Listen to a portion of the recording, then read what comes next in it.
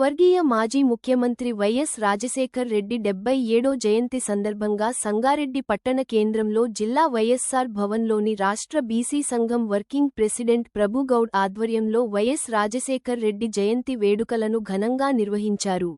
ఈ సందర్భంగా వైఎస్ రాజశేఖర్ రెడ్డి చిత్రపటానికి పూలమాలలు వేసి ఘనంగా నివాళులర్పించారు. ఈ కార్యక్రమంలో బీసీ సంక్షేమ సంఘం ఉపాధ్యక్షులు డి కృష్ణయ్య, ప్రధాన కార్యదర్శులు పార్వతి కృష్ణ, నాగరాణి, జిల్లా అధ్యక్షులు పట్లోళ్ల మల్లికార్జున్ పాటిల్, ఉపాధ్యక్షుడు శ్రీధర్ మహేంద్ర, కోశాధికారి కె సుధాకర్ గౌడ్, అధికార ప్రతినిధి కుమ్మరి సాయిలు, సలహాదారులు కరణ్ జిత్ సింగ్, కార్యదర్శులు గౌలి ఈశ్వర్, శ్రీనివాస్, శ్రీశైలం, రవీందర్, మహిళా విభాగం అధికార ప్రతినిధి కార్యనిర్వాహక అధ్యక్షులు మానస, కార్యదర్శి వీరమణి, శృతిగౌడ్, నాయి బ్రాహ్మణ సంఘం అధ్యక్షుడు నాగభూషణం, తెలంగాణ ఉద్యమకారులు నాయకులు సుభాష్, కౌర్, సంగమేశ్వర్ తదితరులు పాల్గొన్నారు.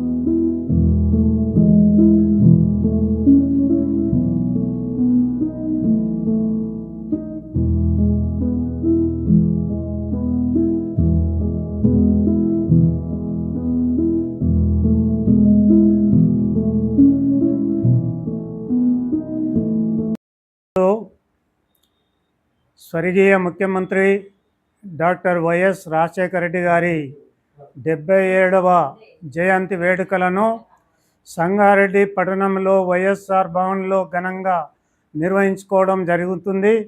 ఈ యొక్క కార్యక్రమానికి వచ్చేసిన నా అక్క చెల్లెళ్ళకు, అన్నదమ్ములకు పేరు పేరున కూడా నా హృదయపూర్వక ధన్యవాదాలు తెలియజేస్తా ఉన్నా. మరి రాజశేఖర రెడ్డి గారి నాయకత్వంలో నా యొక్క విద్యార్థి దశ నుండి కూడా మరణించినంత వరకు సారు ఆశయాలను పాటిస్తూ, సారు నీడలో రాజకీయాలు చేస్తూ, పేద ప్రజలకు నా వంతు సేవ నేను చేస్తూ, మరి ఇవాళ దాకా కూడా అదే సారు ఆశయాలనే ముందుకు తీసుకుపోతూ పేద ప్రజల కష్టాలలో పాలు పంచుకుంటూ ఈ యొక్క కార్యక్రమాలు ముందుకు తీసుకుపోతూ ఉన్నాం. రాజశేఖర రెడ్డి గారు ముఖ్యమంత్రి అయిన తర్వాత మరి ఆనాటి తెలుగుదేశం ప్రభుత్వము మరి పేదలను పట్టించుకోలేని పరిస్థితుల్లో గ్రామాల్లో ఉందామంటే ఇల్లు లేక, చేసుకుందామంటే జీవనోపాధి కూళ్ళు దొరకక మరి ఎంతోమంది ప్రాణత్యాగాలు చేసుకొని మరణించినటువంటి సంగతి ఎలా గుర్తు చేసుకుంటా ఉన్నాం. ఆ మహానుభావుడు మరి పేదలకు ఏ రకంగా నేను కాపాడుకోవాలి, నా రాష్ట్రంలో మరి నిరుద్యోగులకు ఏ విధంగా కాపాడుకోవాలి అనే ఒక పెద్ద ఆలోచనతోటి మరి పిల్లలు ఉన్నంత చదువులు చదవాలంటే ఒక పేదవాడు 4 ఎకరాల భూమి అమ్మితే కానీ ఇంజనీరింగ్ సీటు కొనలేని పరిస్థితుల్లో మరి ఆయన ఆలోచించి పేదవానికి విద్య దూరం కావద్దు, విద్యతోటే మరి రాష్ట్రము అభివృద్ధి చెందుతుంది అనే ఒక మంచి ఆలోచనతో ఫీజు రీయింబర్స్మెంట్ పథకం పెట్టి ప్రతి కుటుంబానికి ఉచిత విద్యను అందించి వాళ్లకు ఉద్యోగాలు ఇచ్చే వరకు కూడా ఆయన పోరాటం చేసి ఎన్నో చట్టాలను తెచ్చి పేద ప్రజలకు అంకితం చేసినటువంటి ఆ మహానాయకుని ఈ ఆయన పుట్టినరోజు సందర్భంలో ఈ సంగారెడ్డి నియోజకవర్గానికి మరి ఐఐటి తెచ్చిన చరిత్ర మరి ఆ మహానుభావుడు మన సంగారెడ్డి నియోజకవర్గంలో జిల్లా కలెక్టరేట్ తెచ్చిన ఘనత ఆ మహానాయకునిదే. అదేవిధంగా ఇలా జిల్లా కోర్టు, 4 లైన్ రోడ్డు, ప్రతి గ్రామంలో అభివృద్ధి కార్యక్రమం జరిగిందంటే రాజశేఖర రెడ్డి గారు ముఖ్యమంత్రి అయిన తర్వాత జరిగింది తప్ప అంతకుముందు ఎక్కడ వేసిన గొంగడి అక్కడే ఉండే విధంగా మరి మన తెలంగాణ రాష్ట్రము ఉమ్మడి రాష్ట్రం ఉండేది. అదేవిధంగా రాజశేఖర రెడ్డి గారు మరి సంగారెడ్డికి వచ్చినప్పుడు మరి ఇక్కడ సంగారెడ్డి పరిస్థితి చూసి మేము ఐబీలో కూర్చున్నప్పుడు ఏంది సంగారెడ్డి పరిస్థితి అని నన్ను అడిగినప్పుడు సంగారెడ్డి చాలా వెనుకబడి ఉందన్న, ఇది జిల్లా కేంద్రం పేరుకే ఉంది కానీ అభివృద్ధిలో శూన్యమన్నా అని చెప్పినప్పుడు స్పెషల్ ఫండ్స్ ఇచ్చి మరి రోడ్లు మోరీలు అభివృద్ధి దిశకు మరి 1000 కోట్లు శాంక్షన్ ఇచ్చినటువంటి చరిత్ర ఆ మహానాయకుని. ఆ మహానాయకునికి పేదోడే ఆయన దృష్టిలో ఉండేవాడు.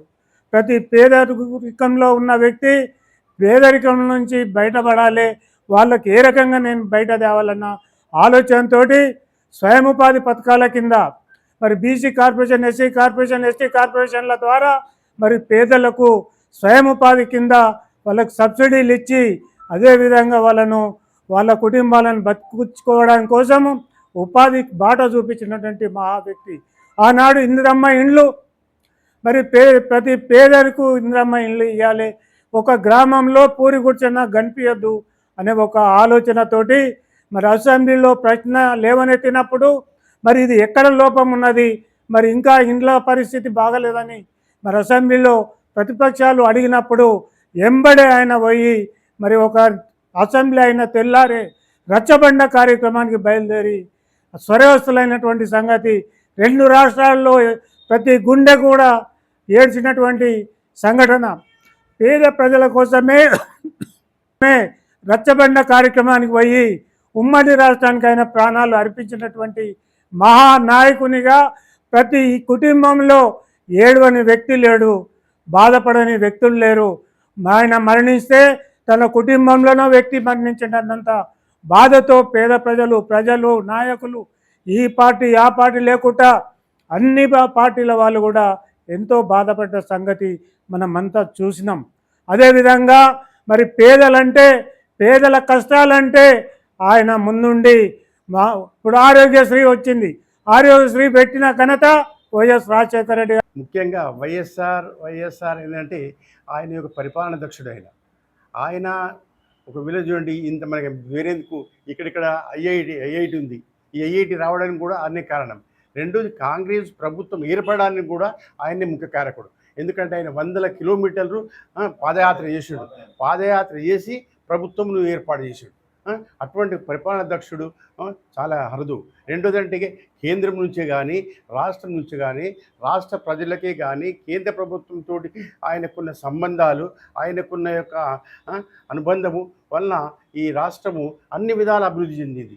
ఎందుకంటే దీన్ని ఆర్థికంగా కూడా అభివృద్ధి తీసుకురావడానికి వచ్చాడు. ఇటువంటి నాయకుడు కూడా ఇంకా మన రాష్ట్రంలో పుట్టాలని, ఆయన యొక్క ఆశయాలు నెరవేరాలని, ఆయన యొక్క కోరికలు కూడా పూర్తి నెరవేరాలని కోరుకుంటూ భగవంతుని ఆయన యొక్క కుటుంబాన్ని ఆయన అందరికీ కూడా ఆయురారోగ్యాన్ని ప్రసాదించాలని భగవంతుని కోరుతూ ముగిస్తాను. ఈరోజు స్వర్గీయ వైఎస్ రాజశేఖర రెడ్డి గారి జన్మదినం వైఎస్ఆర్ భవన్లో గల బీసీ సంక్షేమ సంఘం నందు జరుపుకుంటున్నాం. దీనికి ముఖ్య కారణం మన ప్రభుగౌడ్ గారు, మా రాష్ట్ర కార్యనిర్వాహక అధ్యక్షులు, పిలవగానే వచ్చి గోకుల్ కృష్ణ, పార్వతి కృష్ణ ప్రధాన కార్యదర్శి, వీరందరికీ నేను హృదయపూర్వక ధన్యవాదాలు తెలుపుకుంటూ, మీడియా మిత్రులకు, పత్రికా సోదరులకు కూడా ధన్యవాదాలు తెలుపుకుంటూ, రాజశేఖర రెడ్డి గారు ఆ రోజు ఆరోగ్యశ్రీ ప్రవేశపెట్టిండు. దాన్ని మన ప్రధాన ప్రతిపక్షము తర్వాత బీఆర్ఎస్ పార్టీ వచ్చినాక కూడా ఒకసారి అసెంబ్లీలో ఈ పథకాన్ని రాజశేఖర రెడ్డి గారు ప్రవేశపెట్టిరండి, అప్పుడు ముఖ్యమంత్రి గారని మన చంద్రశేఖరరావు గారు కూడా అసెంబ్లీలో ప్రస్తావించారు. అంత పెద్ద ప్రోగ్రాం అది. మళ్ళీ అలాగే ఫీజు రియంబర్స్, ముఖ్యంగా మన అంతకుముందు ఏంది, మేము చదువుకున్నప్పుడు కర్ణాటక అక్కడక్కడ బయట రాష్ట్రాలకు పోయి చదువుకునేవాళ్ళు మన పిల్లలు, ఇంజనీరింగ్ చేయాలన్నా డాక్టర్ చేయాలన్నా. కాకపోతే ఇప్పుడు మన రాష్ట్రానికే వేరే పిల్లలు వచ్చి వేరే రాష్ట్రాల పిల్లలు చదువుకుంటారు. మనకు కూడా ఫీజు రియంబర్స్మెంట్తో వందలాది మంది వేలాది మంది విద్యార్థులు ఇదే బయట దేశాలకు పోయి ఉద్యోగాలు చేసుకుంటూ మంచి సంతోషంగా బతుకుతారు. అది ఆయన చెలవనే. ఇంకోటి రైతులకు ముఖ్యంగా 2 విధానాలు ప్రవేశపెట్టినాయి. ఏంటి, ఉచిత కరెంట్ ఇచ్చిండు. ఉచిత కరెంట్ ఇస్తే బట్టలు ఆరేసుకోవాలని ఎద్దేవా చేసిన వాళ్ళు కూడా ఈరోజు ఆ పథకాన్ని కొనసాగించారు. తర్వాత మళ్ళీ అన్నిటికంటే ముఖ్యం రుణవిముక్తం చేసిండు. ఒక్కొక్క ఇంటికి ఎన్ని లక్షలు ఉన్నా మాఫీ చేసిండు ఆయన. ఈ మొన్న గవర్నమెంట్లో, నేను కాంగ్రెస్ గవర్నమెంట్ నుండి చెప్పుకోవడం కాదు కానీ కొంతమంది రైతులకు అయింది కాలేదు. ఆ రోజు అట్లా కాదు, ప్రతి రైతు రుణముక్తులు అయిపోయాడు. మొత్తం కుటుంబాన్ని రుణముక్తం చేసిండంటే చాలా గొప్ప పని. ఆయన ఏం చేసిండు, ఎట్లా తెచ్చిండని కాదు, ఫండ్స్ ఏదో రకంగా తీసుకొచ్చి అందరినీ రుణముక్తులను చేసిండు, రైతులందరినీ. మరి ఆయన ఇప్పటికీ ఆయన ఒక 17 సంవత్సరాలు 20 సంవత్సరాల కింద పెట్టిన ప్రోగ్రామ్స్ కొనసాగుతున్నాయంటే ఎంత మహానుభావుడు అయినా, ఎంత ముందు చూపుతున్న ఆలోచన చేసిండు. ఈ కార్యక్రమాలు ఇలాగే కొనసాగించాలని కాంగ్రెస్ గవర్నమెంట్ కోరుకుంటూ నాకు ఈ అవకాశం ఇచ్చిన అందరికీ ధన్యవాదములు. ఈరోజు శ్రీ స్వర్గీయ రాజశేఖర్ రెడ్డి గారు ముఖ్యమంత్రిగా ఉండి ఆయన జన్మదినాన్ని వైఎస్ఆర్ భవన్ బీసీ సంక్షేమ సంఘంలో జరుపుకుంటున్నాము. వైఎస్ రాజశేఖర్ రెడ్డి పరిపాలనలో సీఎంగా ఉన్నప్పుడు ఆయన ఒక ప్రభంజనాన్ని సృష్టించిండు. సంక్షేమ పథకాలు అన్నీ కూడా ఆయన హయాంలోనే ప్రజలలోకి చేరినాయి. ప్రజలు సుఖశాంతులతో జీవించినటువంటి సమయం అది. మరి ఆయన మర్చిపోలేకపోతున్నాం ఈరోజు కూడా. మరి ఇంతకుముందు అన్నగారు చెప్పినట్ల మా బీసీ బిడ్డలు ప్రధానంగా వైఎస్ రాజశేఖర రెడ్డి గారు పెట్టినటువంటి పథకాలు ఇంటింటికి చేరినాయి. బీసీ బిడ్డలందరూ కూడా ఇంజనీరింగ్ కానీ డాక్టర్స్ కానీ ఇంకా పెద్ద పెద్ద చదువులకు దగ్గరై వాళ్ళు చదువులను చదువుకున్నటువంటి చరిత్ర రాజశేఖర రెడ్డి గారు ఇచ్చినటువంటి పథకాలను చూసి పొంది మరి ఈ యొక్క సమాజము బాగుపడి ఎంతో మేలు చేసినటువంటి సందర్భము రాజశేఖర రెడ్డి చేతుల మీదుగా జరిగింది.